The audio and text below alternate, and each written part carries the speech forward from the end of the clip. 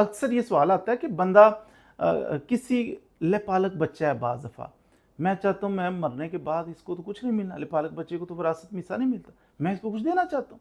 मेरा कोई करीबी रिश्तेदार है, बच्चा है, कोई बच्ची है, मैं चाहता हूँ इसको कुछ अपनी प्रॉपर्टी में से अकोमोडेट करूँ।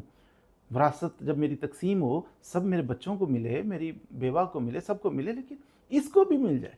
तो ऐसी सूरत हाल में या आप कहते चैरिटी में चली जाए, थोड़ी सी जायदाद मेरी 1 करोड़ 2 करोड़ कुछ पैसे मस्जिद को चले जाएं, कोई मस्जिद बन जाए, कोई मदरसा है उसको दे दूं, कोई यतीम खाना है उसको दे दूं, कोई मेडिकल का कोई है अदारा उसको चली जाए, गरीबों की दवाइयों का इंतज़ाम हो जाए। तो याद रखिए उसके लिए तरीक़ाकार ये है, वसीयत करें, वसीयत कर दें।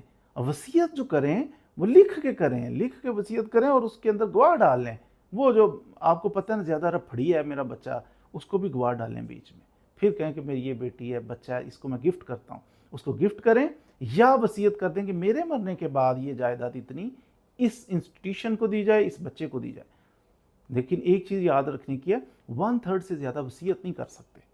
मिसाल के तौर पे आपके पास 3 करोड़ रुपया है, आप 1 करोड़ रुपया वसीयत उसकी हद तक कर सकते हैं, 2 करोड़ नहीं कर सकते, वो आपके वरसा को ही जाएगा। तो बंदा कर लेता तो इलीगल है।